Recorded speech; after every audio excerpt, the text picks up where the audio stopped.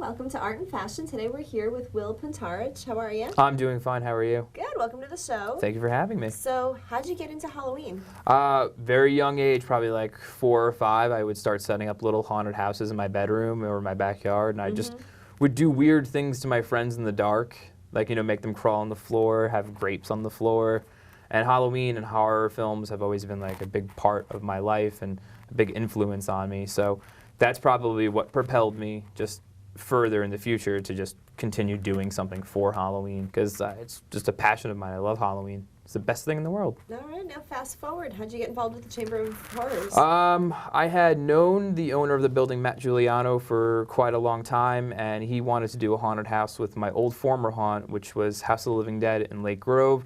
Their last year in Lake Grove was 2006, and in 2007 we were going to bring a haunt there, but he couldn't maintain or do a haunt at his facility at that time.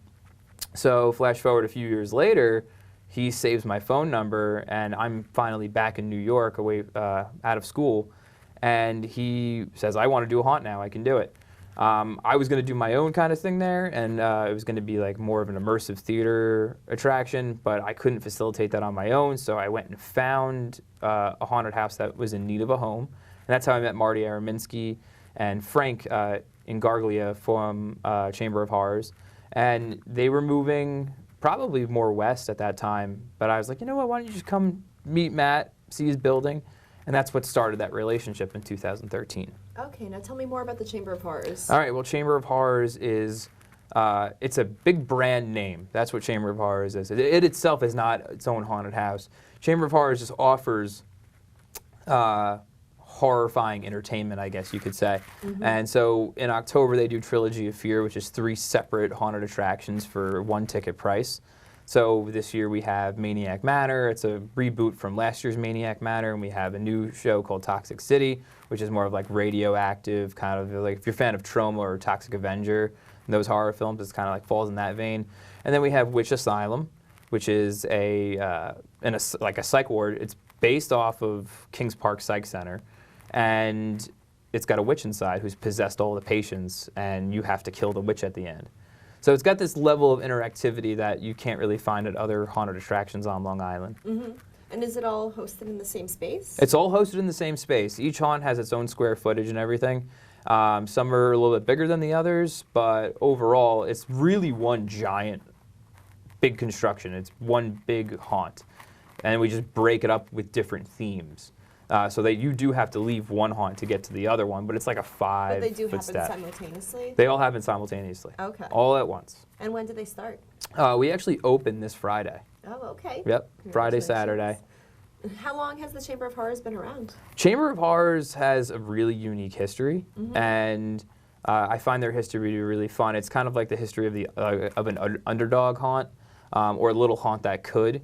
A few years back, they were doing Slim Chance's Chamber of Horrors at Sayville, and then Hurricane Sandy hit, and that demolished most haunted attractions on Long Island as far as like getting people through the door.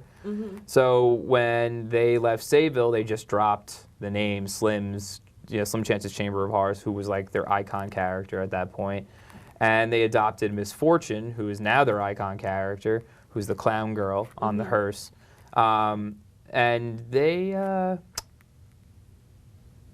Yeah, they moved from Sayville to Matt's, and that's where it became Chamber of Horrors. Like just it being that one thing. And then you also host the Dead of Night event. How is that different from the regular Chamber of Horrors trilogy? All right, well, Dead of Night as an event is for people who are a mature audience. We use a lot of subtext when writing the show. It's more of an immersive theater attraction. That is a show that you do walk through and you become part of it. And it's an 18 and up show. We're not entirely sure if we're going to do it this year because there's some controversy around it. There's some local haunted houses that don't like that. We do a show like that and offer that kind of entertainment to, consenting adults, which is fine. They want to be all family oriented and they can do that. But Chamber of Horrors, the one thing I love about Chamber is that we've always tried to be as different as possible from everybody else and offer things to people who wanted them. So Dead of Night doesn't have like the capacity of a regular haunted house, but Dead of Night itself does have like a higher ticket price, so it does yield a higher gross at the end.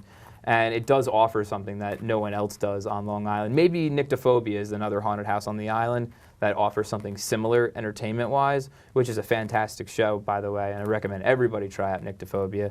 But as far as Dead of Night goes, we're not entirely sure if we're going to do it. I hope we do, because the theme this year is completely different than it was the last 2 years. It changes every year. And again, the subtext is always very important, because the shows are actually based on things that happen in reality. Like this year's show is based on Project MKUltra, which was a real government mind control project. And there's a little bit of H.P. Lovecraft in there. So if you're a fan of just like cosmic horror and literature and government conspiracies, that's like Dead of Night's a great show for you to go to. Okay, great. Well, we're going to take a quick break. Sure. And when we come back, we'll talk about the Christmas special as well as the art shows. Sure. This is the Getting Started package. We create your Facebook and your Twitter pages. Remember, being on social media sites makes you relevant. All you have to do is fill in your personal information, what hashtags you want, your location, or specific pictures. You can email us weekly, and we'll be happy to post the content for you. All right, welcome back. So tell me more about the Very Scary Christmas that you do. Okay, so Very Scary Christmas was an experiment we did for 2014, and it worked incredibly well. We made a really offensive commercial. It was very controversial, intentionally, just to get press and the media to spread it out there. But it's a Christmas-themed haunted house. It's Long Island's only Christmas-themed haunted house. So you will encounter zombie snowmen. You will encounter Santa Clauses with chainsaws. And you will meet demonic elves and man-eating reindeer. And this is in December? This is all in December. This is, again, Long Island's only Christmas-themed haunted house. And a lot of people thought it wouldn't work, but it worked out phenomenally well. Okay, and then you do something on Sundays especially. We do Kill the Light on Sunday, Light. which is you go in reverse through all 3 attractions at Chamber with only a glow stick to guide you in complete darkness. So it really plays on it plays with your mind. You'll be walking down a hallway and you'll see shadows and stuff. You'll think something's there, and it won't be. But then, boom! Right next to you is an actor who you didn't see at all, and it's a lot of fun. We didn't think we didn't know how well it was going to do the first time we did it. We think we started doing that in 2014 as well. A lot of new stuff came out in 2014, but like Kill the Light and A Very Scary Christmas were like 2 big events that we do. And that just worked out really well. So we're going to keep doing them. And you have a gallery as well. Okay, on October 22nd, we are doing, I guess maybe the first ever could be, art gallery inside of a haunted house. So you are going to be walking in darkness with a flashlight or some light source looking at all these pieces of artwork from artists from all around New York and maybe the tri-state area. And you are going to be viewing these people's art and also getting scared at the same time and interacting with actors. So it's not just for the scare, it's also for the interaction. So our actors are fantastic. They know how to, they have the gift of gab. They can just keep talking and have fun with you while you're looking at art, and then maybe right around the corner scare you again.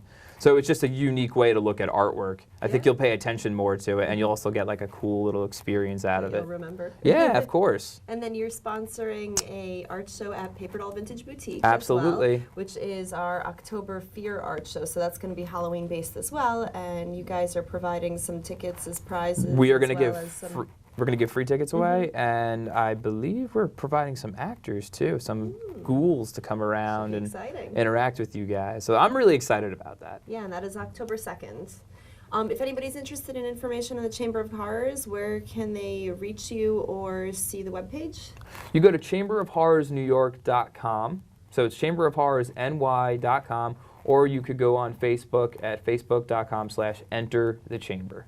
And is there information on there for actors as well looking to get involved? Yeah, if you just email Frank, who is the casting director of Chamber of Horrors, you could write to him right on our Facebook page and tell him that you're interested. We're probably going to be routinely hiring people still throughout the season, because that's just the nature of the beast. We can't, sometimes people can't work anymore. Sometimes we need to fill in spots, so we need to hire somebody else. And yeah, if that's what people are interested in, they can absolutely check with the Facebook page and check with Frank and see if we have some open availability. Okay, great. Well, thank you so much. I'm so excited for the Halloween season now. Thank you for having me. And I look forward to seeing it, hopefully, if I can handle it. Oh, I think you'll be fine. I think you'll be fine. A little squeamish, but thanks for coming on the show. Oh, thank you for having me. Have a great day. Tune in next time.